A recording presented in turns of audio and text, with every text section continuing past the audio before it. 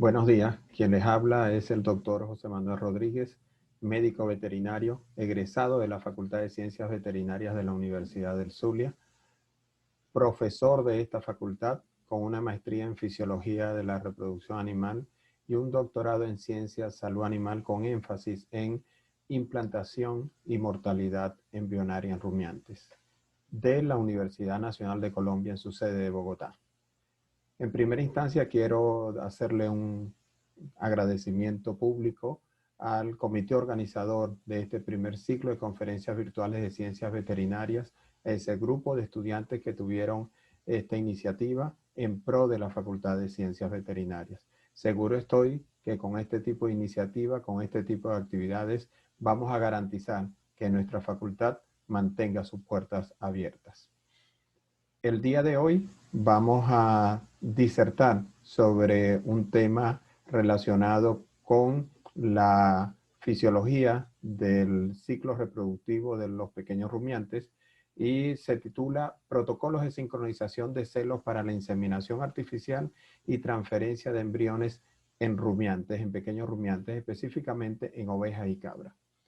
Nosotros como profesionales, como especialistas en reproducción, mal haríamos nosotros en pretender manipular el ciclo estral, porque eso es lo que hacemos cuando establecemos protocolos de sincronización, manipular ese ciclo estral si no tenemos clara cuál es la fisiología del ciclo estral, en este caso de la oveja y la cabra, pero es válido para cualquier especie, incluyendo el humano. Es por ello que considero necesario que primero tengamos un repaso de lo que es el ciclo estral de la oveja y la cabra. Así entonces, el ciclo estral lo podemos definir como el periodo de tiempo que transcurre entre dos estros consecutivos. Ese ciclo va a tener una duración que varía en la oveja y la cabra. En la oveja tiene una duración promedio de 16 días, más bien 16,5 días, que es el promedio que nos ha dado a nosotros durante los últimos 25 años que llevamos investigando sobre la reproducción en estas especies. En el caso de la cabra, tiene una duración promedio de 21 días. El ciclo estral va a estar regulado por una serie de sustancias secretadas por el ovario y a nivel del sistema nervioso central, específicamente por las hormonas esteroides provenientes del ovario y las hormonas proteínicas provenientes del sistema nervioso central, donde encontramos a nivel de hipófisis y obviamente el hipotálamo que regula esa secreción y liberación a nivel de la hipófisis. Y obviamente los receptores para esas hormonas que se encuentran en las células blanco donde ejercen el efecto dichas hormonas. Es así entonces que la regulación hormonal marca las características propias de cada parte del ciclo estral. Y eso ha permitido que el ciclo estral sea dividido en periodos y a su vez esos periodos agrupados en fases. Así tenemos que el ciclo estral está dividido en 4 periodos: estro, metaestro, diestro y proestro. El estro es el periodo donde la hembra es receptiva al macho, se deja montar por el macho, tiene una duración en promedio tanto en la oveja como en la cabra de 2 días.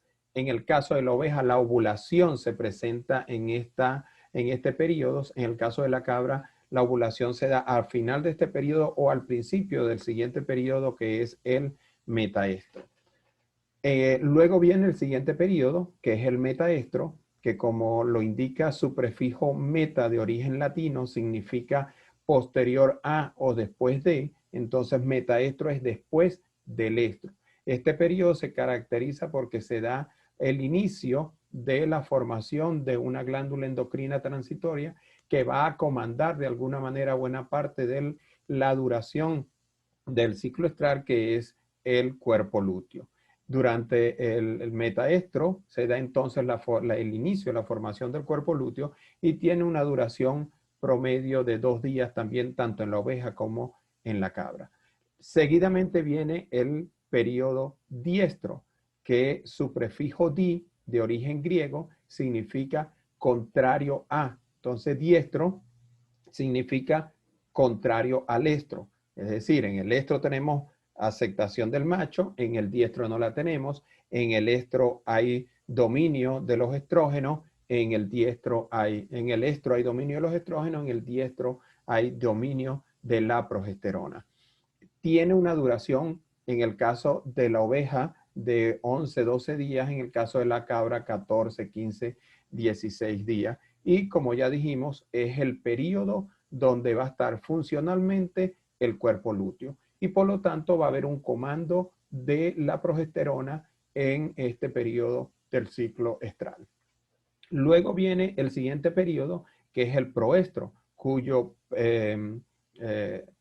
como lo indica su prefijo pro, que significa anterior a o antes de. Entonces, proestro es antes del estro. El proestro tiene una duración promedio de 2 días, tanto en la oveja como en la cabra, y es el periodo que se caracteriza por la preparación del tracto reproductivo, la preparación de la hembra para el estro. Así tenemos entonces que estos 4 periodos pueden ser agrupados en fases. Tradicionalmente se hablaba de una fase estrogénica, fase progestacional.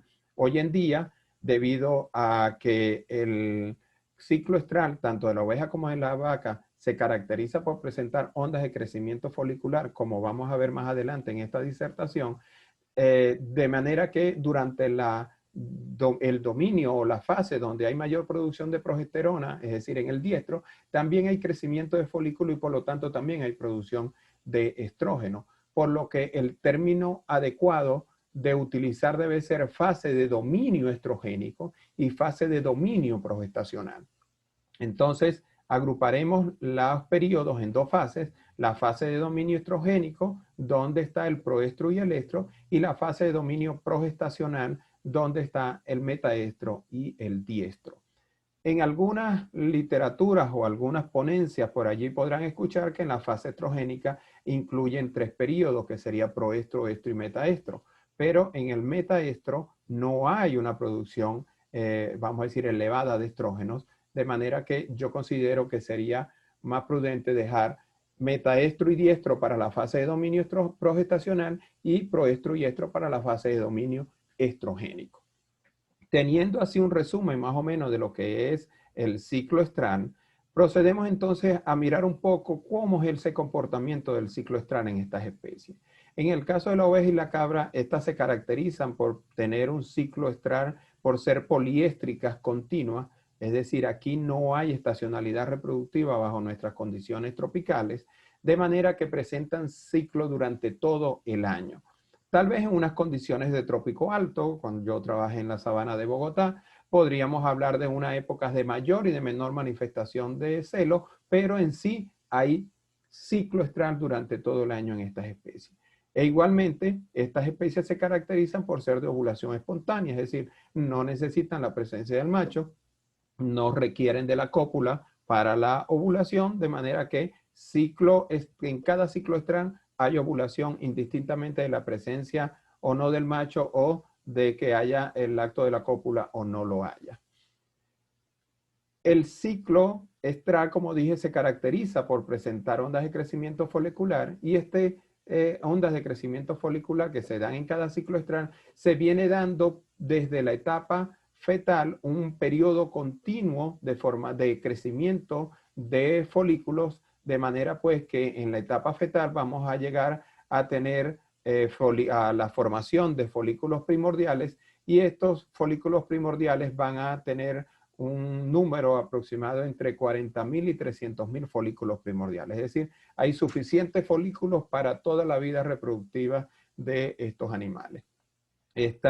Animales en la pospubertad vamos a tener que estos folículos primordiales que comienzan a desarrollarse, algunos van a sufrir atresia, como vamos a ver un poquito más adelante, van a llegar a la pospubertad con una población aproximadamente entre 12.000 y 86.000 folículos que son potenciales para formar parte de los folículos dominantes y formar parte del folículo ovulatorio.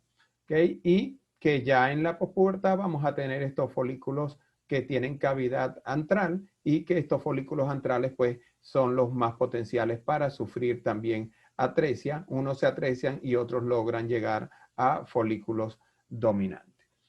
Las ondas de crecimiento folicular se descubrieron gracias a la ultrasonografía. Anteriormente se consideraba que había un solo folículo o dos folículos o tres que empezaban a crecer durante todo el ciclo estral, al final ovulaban y se podía dar entonces la fertilización del óvulo que había sido liberado de estos folículos que habían eclosionado. Pero con la ultrasonografía se demostró que existen ondas de crecimiento folicular, que existen un número determinado de folículos por onda, aproximadamente 10 folículos por onda, que forman parte de esa cohorte de crecimiento folicular, y que existe folículo dominante. Anteriormente se pensaba que en la oveja y la cabra no había dominancia folicular, sino que todos los folículos crecían, uno ovulaba y los demás regresionaban. Hoy en día, gracias a la ultrasonografía, sabemos que sí existen folículos dominantes en cada una de las ondas de crecimiento folicular que forman parte de un ciclo estral de cada una de estas dos especies.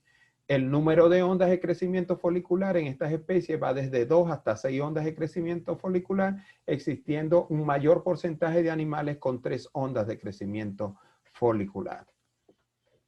Como podemos ver en esta representación esquemática, tenemos aquí los folículos primordiales. Hablamos que estos folículos están alrededor de los entre 40 y 300.000 folículos primordiales que hay en un animal prepúber, que vienen desde creciendo y desarrollándose desde la etapa fetal. Posterior, estos folículos tienen un diámetro apenas de 100 micrómetros y que van a ir creciendo en las diferentes etapas de su desarrollo. Cuando ya comienzan a formarse los antros, los antros y formando los folículos antrales, comienza también e incrementa también la atresia de esos folículos.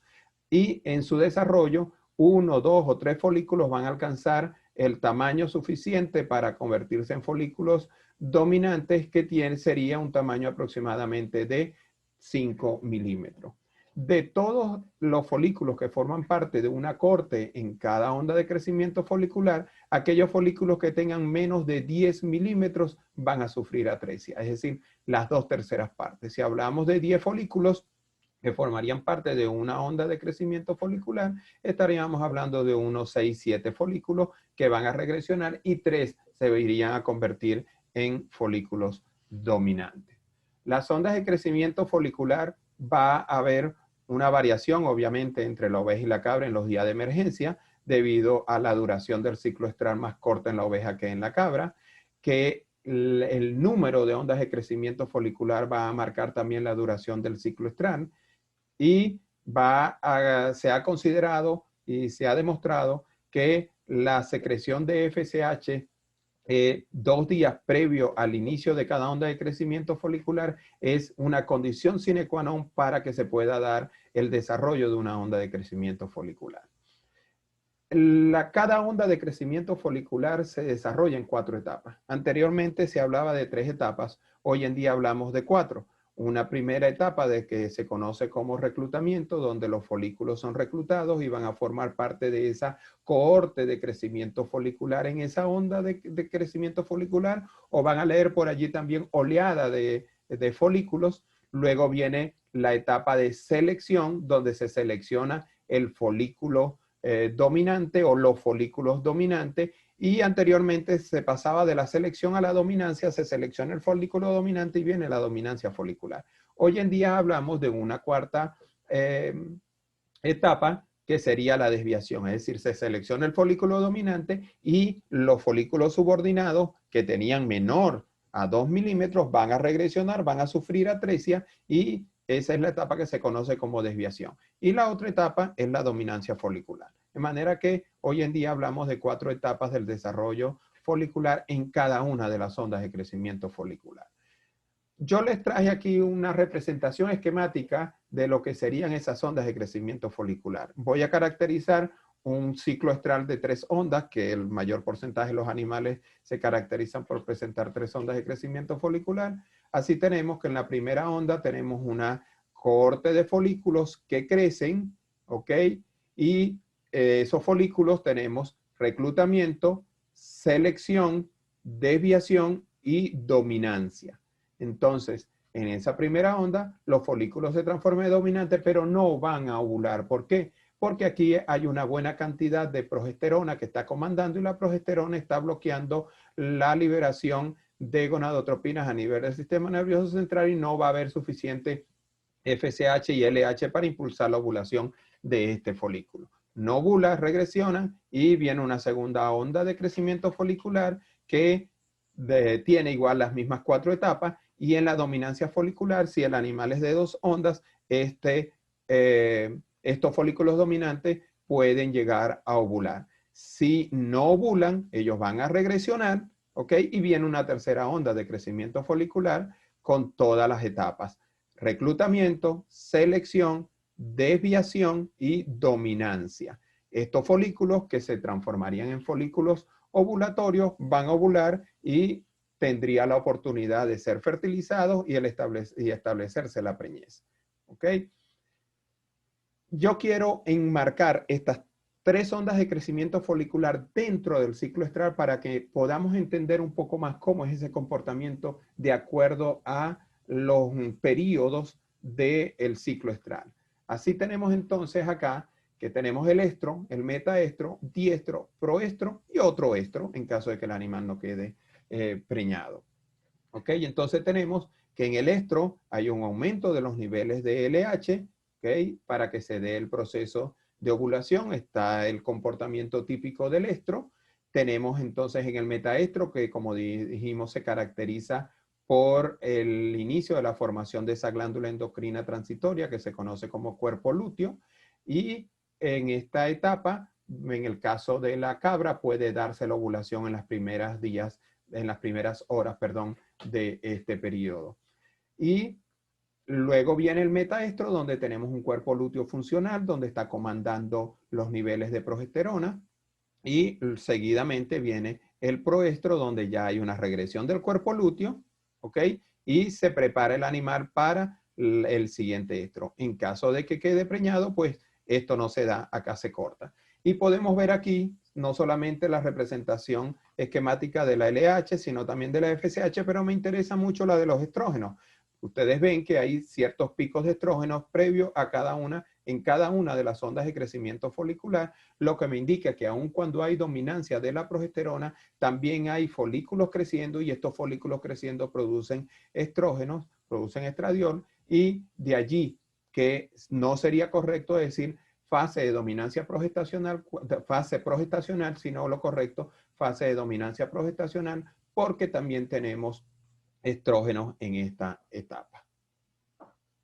Así tenemos entonces que ya formado el cuerpo lúteo, tenemos que se ha dado la ovulación, perdón, de ese folículo dominante o los folículos dominantes y vendría entonces el mecanismo luteotrópico, el mecanismo de formación del cuerpo lúteo en los rumiantes.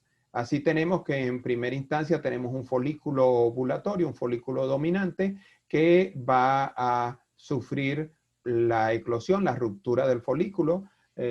Recordemos que esto se da como un proceso inflamatorio, de lo cual podemos hablar en más detalles en otra ocasión. Luego que se da la eclosión del folículo, se va a formar un estigma y ese estigma por acción de la LH se va a producir una proliferación de una red vascular que va a incrementar un sangrado, va a producir una pequeña hemorragia y va a formar lo que se conoce como cuerpo hemorrágico. Ese cuerpo hemorrágico va entonces a sufrir una diferenciación. Las células de la granulosa y de la teca interna que aún se encuentran dentro de este cuerpo hemorrágico van a sufrir una diferenciación para formarse células luteales grandes y pequeñas y formar entonces el cuerpo lúteo, que es una glándula endocrina transitoria y cuya duración va a depender si es un cuerpo lúteo de ciclo estral o es un cuerpo lúteo de preñez. Así entonces, ese cuerpo lúteo, si el animal no queda preñado, si es un ciclo estral o si ya el animal puede estar preñado, pero es al final de la gestación, viene entonces la acción de la oxitocina en el proceso de luteólisis, es decir, en la regresión de ese cuerpo lúteo. La oxitocina va a disparar de alguna manera la regresión del cuerpo lúteo, es decir, el proceso de luteólisis. se ha considerado que la síntesis y secreción de oxitocina es indispensable, bien sea por parte del ovario o a nivel del sistema nervioso central. Anteriormente se pensaba que eran los niveles de oxitocina lo que marcaban, pero si bien a nivel de ovario se estaba produciendo oxitocina en ese momento, a nivel del sistema nervioso central sí, y eso conllevó a que se concluyera que no eran los niveles propios de la oxitocina, sino de los receptores que hay en las células blancas para oxitocina. La oxitocina entonces se demuestra que tiene su efecto cuando se trabajó con inmunización de ovejas contra oxitocina y se logró que la duración del cuerpo lúteo fuese equivalente a la duración del ciclo estral de la especie. Igual tratamiento, igual resultado se obtuvo cuando se trabajó con un antagonista de la oxitocina, también se mantuvo la vida media del cuerpo lúteo con una duración equivalente a la duración del cuerpo lúteo de la especie durante el ciclo estral. Una vez que se forma el cuerpo lúteo, ¿ok? Que ya se da la formación se da entonces que el proceso de luteólisis por acción de la prostaglandina, de la oxitocina unida a su receptor que desencadena una cascada de eventos que vamos a ver más adelante, va a entonces a inducir la liberación de prostaglandina. Se debe dar aproximadamente 25 picos en 25 horas, en 24 horas, para que pueda ejercer su efecto en el cuerpo lúteo e inducir la regresión del cuerpo lúteo. Esa liberación de prostaglandina se va a dar por una regulación que se da entre los receptores de estrógeno y oxitocina por acción de la progesterona. Así entonces, tenemos que la producción de estrógeno, de prostaglandina F2-alfa, va a estar regulada por la progesterona, los estrógenos y la oxitocina y los receptores para ella. Dirán, ¿y la progesterona? Sí, porque la progesterona, si bien bloquea los receptores de estrógeno y con ellos se bloquean los de oxitocina y se bloquea la síntesis de prostaglandina F2-alfa, también es cierto que es requisito indispensable que en las primeras etapas del diestro el útero sea expuesto a progesterona para sensibilizarlo a que haya síntesis y liberación de prostaglandina F2-alfa. De allí entonces que la progesterona no solamente es la hormona de la preñez, como en efecto sí lo es, pero no solamente es exclusiva para la preñez, sino que también es la hormona responsable de preparar el útero en caso de que el animal no quede preñado. El resto, que son los estrógenos y la progesterona, con sus receptores, juegan un papel importantísimo en la síntesis de prostaglandina F2-alfa, que lo vamos a visualizar en un esquema que viene a continuación. Aquí tenemos entonces que la progesterona va a unirse a su receptor y va a producir un bloqueo de los receptores de estrógeno. Bloqueados los receptores de estrógeno, podemos tener estrógenos que se vienen produciendo en los folículos que forman parte de cada onda, pero si no hay receptor, no va a haber la unión estrógeno-receptor y por lo tanto no va a haber síntesis del receptor de oxitocina. No existiendo síntesis de receptor de oxitocina, puede haber mucha oxitocina, el animal puede estar navegando en oxitocina, que venga bien del ovario o bien de la hipófisis, pero si no hay receptor no va a desencadenarse esta cascada de eventos que llevan a la síntesis de prostaglandina F2-alfa. Cuando la progesterona regula sus receptores, que se elimina el bloqueo y se sintetizan los receptores de estrógeno, la unión estrógeno-receptor estimula la síntesis del receptor de oxitocina, se une la oxitocina a su receptor y desencadena una cascada de eventos, entre ellos la síntesis de fosfolipasa C, de fosfolipasa 2, y la fosfolipasa A2 va a trabajar a nivel de la membrana plasmática, induciendo la liberación de fosfolípidos. Dentro de estos fosfolípidos tenemos el ácido araquidónico. Ahora, la acción de la ciclooxigenasa 2, que es la enzima que cataliza la conversión de ácido araquidónico a prostaglandina F2-alfa, va entonces a convertir y a catalizar la conversión del ácido araquidónico a prostaglandina F2-alfa y se va a producir entonces la síntesis y liberación de prostaglandina F2-alfa para que ellas ejerzan su efecto de luteólisis a nivel del cuerpo lúteo del ovario. Así entonces, se ha establecido que el proceso, el mecanismo de luteólisis va a marcar la duración del ciclo estral. Se ha demostrado que el cuerpo o el ciclo estral de estas especies es útero-dependiente. Si realizamos una esterectomía con un cuerpo lúteo funcional, este cuerpo lúteo va a durar el tiempo de duración que tiene la gestación en esta especie. Igualmente, la acción del mecanismo de luteólisis requiere de una relación anatómica entre la vena uterina y la arteria ovárica para que haya un pase directo en contracorriente de la prostaglandina por dos razones fundamentales. Si la prostaglandina tuviese que entrar a circulación general, tendría que liberarse del útero, entrar al sistema venoso, ir a corazón, corazón-pulmón, pulmón-corazón, corazón-resto del organismo para poder llegar al ovario. Ese recorrido no le es suficiente a la vida media de la prostaglandina y sería degradada antes de llegar a su órgano blanco, que es el cuerpo lúteo del ovario. Por otro lado, si su vida media se lo permitiese, no pudiese sobrevivir porque ella es degradada a nivel de pulmón. De manera que por ninguna de las dos vías la prostaglandina podría entrar a circulación general para poder llegar a ovario.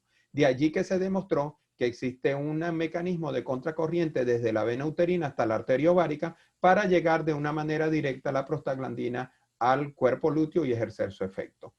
La prostaglandina entonces ya en el cuerpo lúteo se une a receptores específicos que hay en las células luteales grandes y pequeñas para ejercer su efecto.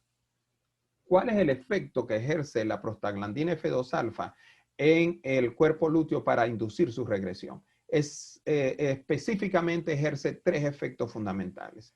En primera instancia, produce una vasoconstricción de los vasos que irrigan el cuerpo lúteo y eso conlleva un proceso isquémico, es decir, hay un proceso isquémico a nivel del cuerpo lúteo.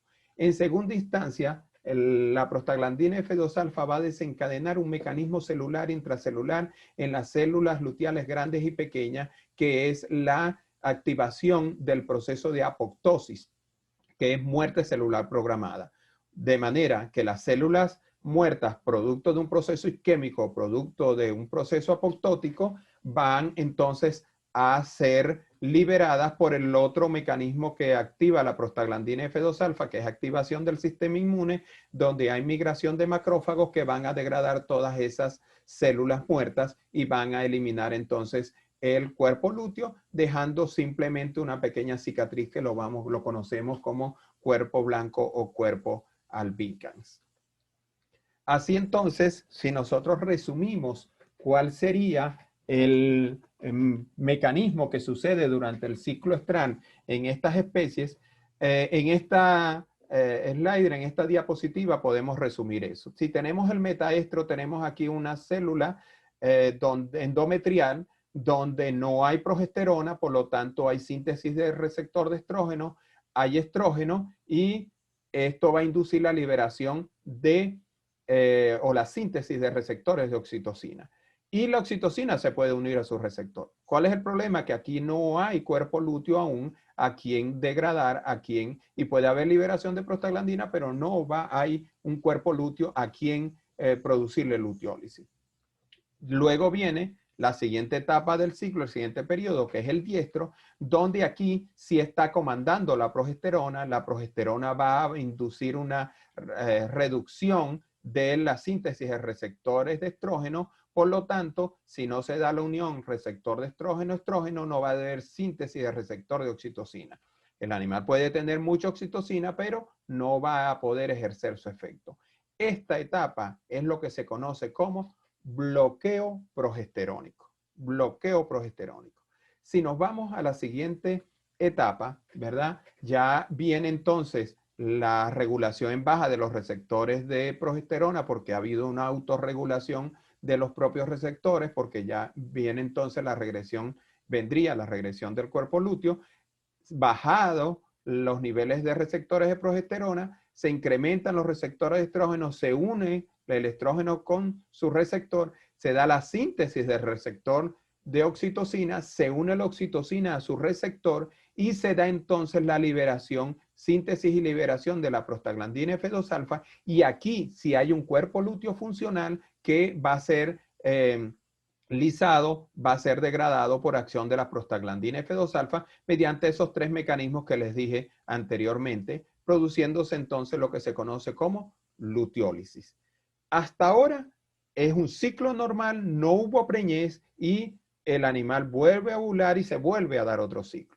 ¿Qué sucede cuando el animal queda preñado? Cuando el animal queda preñado, esta última etapa, este último paso se bloquea mediante un proceso que se conoce como reconocimiento materno de la gestación o reconocimiento materno de la preñez, de lo cual no vamos a hablar hoy, podríamos hablar en otra ocasión. Es un tema muy interesante donde podemos ver qué es lo que sucede para que se bloquee este paso y se dé entonces el establecimiento de la gestación, se dé la implantación del embrión. Sobre eso podemos hablar y estoy seguro que lo vamos a hacer a lo mejor en el segundo ciclo de conferencias virtuales.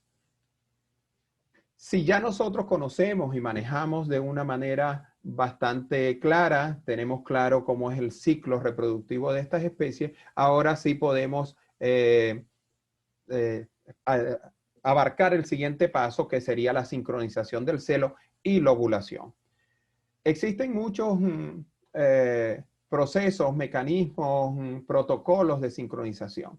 Existen implantes, existen esponjas intravaginales en combinación con gonadotropina coriónica equina, anteriormente conocida como gonadotropina sérica y yegua preñada, para que sepan que es lo mismo, solo que hoy en día el término adecuado es SG.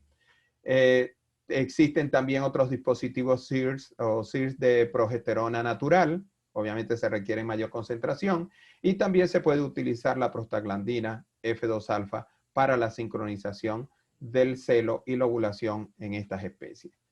Así tenemos que existe comercialmente el Crestal, que son 3 miligramos de norgestomés más 5 miligramos de valerato de estradiol, con un implante de 3 miligramos de norgestomés.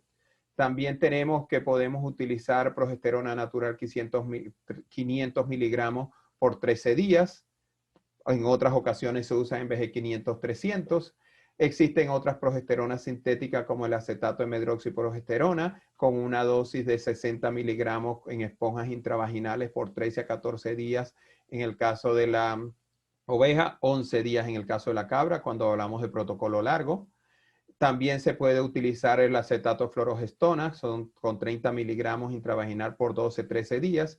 En todos estos tratamientos, el apareamiento se daría entre 36 y 48 horas luego de retirado el dispositivo. O sería también, si es por inseminación artificial, va a depender si es, si es por vía transcervical o por vía laparoscópica, va a variar el momento de la inseminación artificial, de lo cual también podemos hablar en un futuro, en una charla, en una conferencia, donde hablemos de esas biotecnologías, inseminación artificial y transferencia de embriones. Existen entonces como les dije, el SIR también puede ser de 300 miligramos de progesterona natural por 13 días. También se puede trabajar 1,5 miligramos de norgestomé por 12 días o 3 miligramos, una dosis al doble de norgestomé por 12 días. También, como vieron anteriormente, se puede trabajar la sincronización del celo y la ovulación con prostaglandina F2-alfa, con una dosis de 125 microgramos. ¿Cuál es la diferencia y qué se debe de tener en cuenta cuando vamos a trabajar con prostaglandina F2-alfa?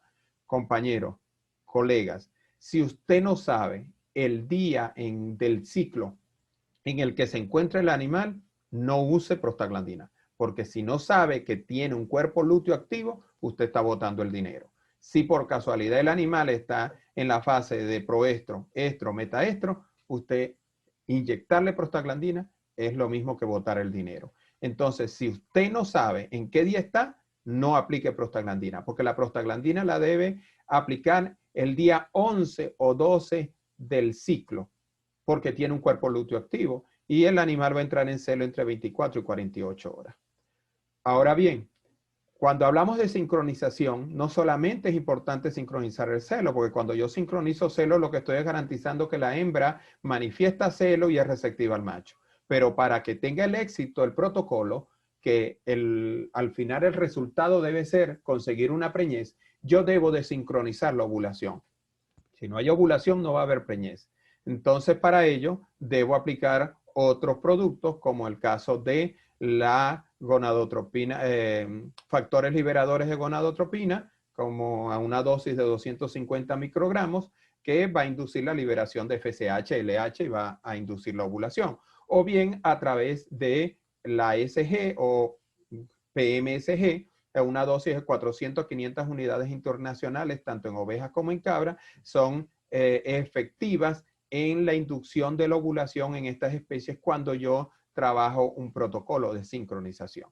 Y de esta manera, pues estoy asegurándome que no solamente haya manifestación de celos, sino que haya ovulación para tener éxito en el protocolo, que el objetivo final es lograr una preñez.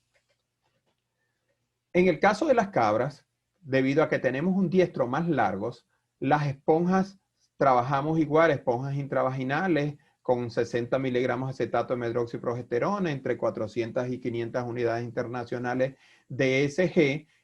Trabajamos el protocolo largo, es de apenas 11 días, y un protocolo corto que puede ser de 9 días. En ambos casos, tanto el protocolo largo como el protocolo corto, en el caso de cabras, tenemos que usar un inductor de la luteólisis para inducir la regresión de un cuerpo lúteo que pudiese estar presente en ese animal. Y después les voy a explicar por qué, tanto en el protocolo largo como en el protocolo corto, no así en la oveja, donde solamente lo usaríamos en el protocolo corto, en el protocolo largo no. La monta se daría, si es por monta natural, entre 12 y 24 horas, y si es por inseminación artificial, iríamos 52, 56 horas si es por inseminación laparoscópica, o si es por transcervical, pues varía la hora, el momento de la inseminación, de lo cual, como les dije, podemos hablar más adelante en otra disertación. Nosotros trabajamos en estos protocolos, y valga la cuña, con un kit de dispositivos intravaginales que fabricamos nosotros. Se denomina Synchro Small Room, incluye 10 esponjas, espéculo y antibiótico, y lo colocamos intravaginal. En el caso de la oveja, dependiendo del protocolo que usemos, 9 o 13 días o 14 días. En el caso de la cabra, 9 o bien 11 días, dependiendo pues de qué protocolo decidamos utilizar. Utilizamos un carnero caudoepidectomizado, un calentador provisto de un chaleco marcador para que nos detecte las hembras que vayan entrando en celo. Si ya nosotros conocemos eso, yo quiero mostrarles los protocolos de sincronización de celo y ovulación que nuestro equipo ha utilizado y que le ha dado excelentes resultados. Así tenemos entonces que en el caso de las ovejas tenemos, yo lo denominé un protocolo A. El protocolo A, tenemos las esponjas por 13 días, son esponjas intravaginales, el Synchro Small Room, con 60 miligramos de acetato de medroxiprogesterona. El día 48 horas antes de retirar la esponja colocamos el SG, 400 unidades internacionales, y la inseminación la llevamos a cabo el día 15. Es decir, podemos entonces, y la hora de inseminación va a depender, como les dije, si la vía de deposición del semen, si es transcervical o si es transabdominal. Nosotros trabajamos en el retiro de las esponjas, retirando las esponjas cada 15 minutos. En ocasiones cada 10 minutos. Yo siempre recomiendo 15 minutos porque no sé la destreza que tiene el inseminador en inseminar cada animal, pero en 15 minutos es tiempo suficiente para que él insemine una mientras le llegue el momento de la inseminación a la que sigue. Con esto garantizamos de que todas las hembras se están inseminando al mismo número de horas posterior al retiro de la esponja. El protocolo B de la sincronización de ovejas para inseminación artificial es un protocolo corto donde trabajamos una esponja por 9 días. El día 9, junto con retirar la esponja, colocamos aquí un luteolítico, ¿ok? El decoprostenol para inducir la regresión del cuerpo lúteo que pudiese estar presente, más el ASG que nos va a ayudar a inducir la ovulación. ¿Por qué aquí sí utilizamos decoprostenol y en el protocolo anterior no? Muy sencillo, el protocolo anterior dura 13 días y la vida media del cuerpo lúteo en la oveja dura 12 en promedio. De manera que aun cuando en el momento que colocamos la esponja, el dispositivo, el animal estaba con un cuerpo lúteo en formación, ya al día 13 de retirar la esponja ya no hay cuerpo lúteo. Entonces, colocar prostaglandina en las ovejas en el protocolo largo de 13 días o 14 días también es botar el dinero. Acá sí, porque tenemos al día 9 un cuerpo lúteo, podríamos tener un cuerpo lúteo activo y necesitamos regresionar ese cuerpo lúteo para garantizar la ovulación y el objetivo final, que es la preñez del animal. Tenemos un protocolo C que podría ser, es igual al anterior, solo que tanto el decoprostenol como la SG la colocamos 48 horas antes de retirar la esponja. Este protocolo, a pesar de que significa que yo tengo que ir un día más a la unidad de producción o donde tengamos los animales a aplicar estos medicamentos, es el protocolo que mejor resultado nos ha dado a nosotros y es el que nosotros generalmente utilizamos de rutina cuando colocamos 48 horas antes de retirar la esponja, tanto en el protocolo largo como en el protocolo corto de la SG y el decoprostenol. En el caso de las cabras, para la inseminación artificial, trabajamos el protocolo largo que dura 9 días y aquí sí es indispensable colocar tanto en el protocolo largo como en el protocolo corto el decoprostenol porque la vida media del cuerpo lúteo en la cabra dura entre 15 y 16 días. De manera que tanto en el protocolo largo como en el protocolo corto podríamos tener un cuerpo lúteo activo y si no lo regresionamos no va a haber ovulación, no va a haber la posibilidad de que ese animal quede preñado. Entonces, el mismo día de retiro de la esponja, aplicamos el decoprostenol y la SG y estaríamos inseminando el día 11, dependiendo de la ruta de inseminación que nosotros vayamos a utilizar, repito, si es transcervical o es transabdominal. El protocolo B de sincronización de cabras es igual al anterior, pero la SG y el decoprostenol lo colocamos 48 horas antes de retirar el dispositivo y repito, este es el protocolo que mejor resultado nos ha dado a nosotros. Ahora vienen los protocolos para superovulación de ovejas donadoras. Este es un protocolo que utilizamos en una tesis de maestría del cual yo fui el tutor y pues es un protocolo que nos dio excelentes resultados. Las esponjas fueron mantenidas en la vagina por espacio de 14 días con un intercambio el día 6. Colocamos la esponja el día 0, el dispositivo el día 0, esponjas impregnadas con acetato de medroxiprogesterona, 60 miligramos. Luego el día 6 se hizo un cambio de esponja y se agregó un ml de cloprostenol. El día 12 comenzó entonces el tratamiento superovulatorio con Foltropin B, que es FSH porcina. Aquí entonces a dosis de 50 AMPM, el día 13, 30 MPM, el día 14, 20 AMPM.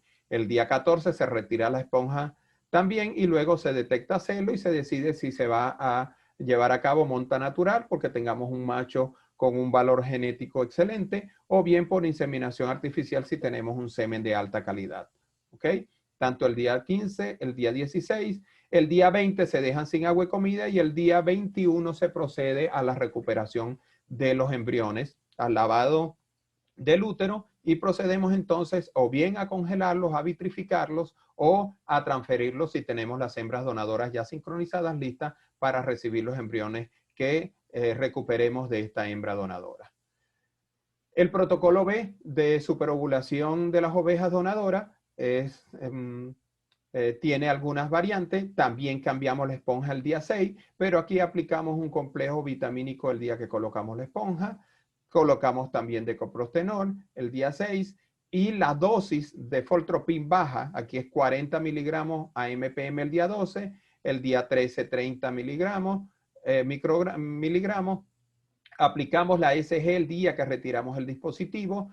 El día posterior, ese mismo día colocamos 20 miligramos AMPM y aquí hay una variación. Al día siguiente del retiro del dispositivo colocamos 10 miligramos AMPM. Luego se detecta celo el día 16, el día 20 se retira el agua y la comida de los animales para el día 21 hacer el lavado y la recolección de los embriones, dándole el destino que dijimos anteriormente, se vitrifican, se congelan o se transfieren.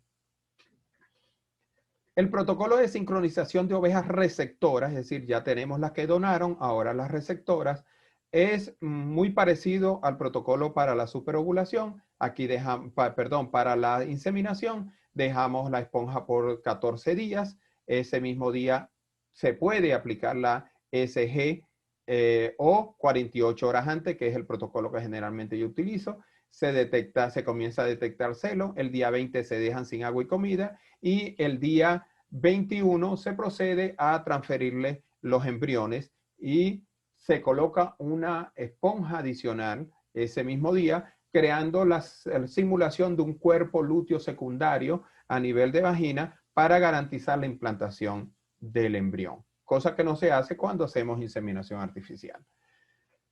En el caso de la superovulación de cabras, es un protocolo muy parecido al de la oveja, solo que las esponjas se dejan nada más por 10 días, no por 14 días, y el protocolo comienza a aplicarse el Foltropin desde el día 8, donde colocamos igual 40 miligramos a MPM, el día 9, el día 10-20, e igual al día siguiente, el día 11, 10 miligramos a MPM en conjunto con las 400 unidades internacionales de ESG. Se procede a la inseminación artificial o monta natural. El día 16 se retira la esponja y en la comida y el agua. Y el día 17 se procede entonces a la recolección de los embriones, al lavado y a la transferencia si se va a transferir o a vitrificar si se van a preservar esos embriones. ¿Ok? En el caso de las receptoras, tiene un protocolo parecido al que usamos para la sincronización para inseminación, ¿ok? Donde demora 9 días la esponja a nivel de la vagina y se aplica el día del retiro de la esponja o 48 horas antes el decoprostenol y la SG, y el día 17 procedemos a transferir los embriones y a colocar una esponja adicional para lograr mantener esa gestación y lograr la implantación del embrión. ¿Ok? En el caso de las receptoras, el protocolo B es colocar la SG y el decoprostenol 48 horas, sobre todo la SG 48 horas antes del retiro del dispositivo. Lo demás es exactamente igual. De esta manera, pues, culminamos esta disertación, esta charla. Espero, pues, que haber cubierto las expectativas que ustedes tenían y estamos a la disposición para aclarar cualquier duda, cualquier inquietud y dejo en ustedes, pues, esa opción de pedir que le aclaremos algunas dudas y estamos para ello. Y de verdad, gracias a ustedes por aceptar la invitación a este ciclo de conferencias virtuales. Muchas gracias.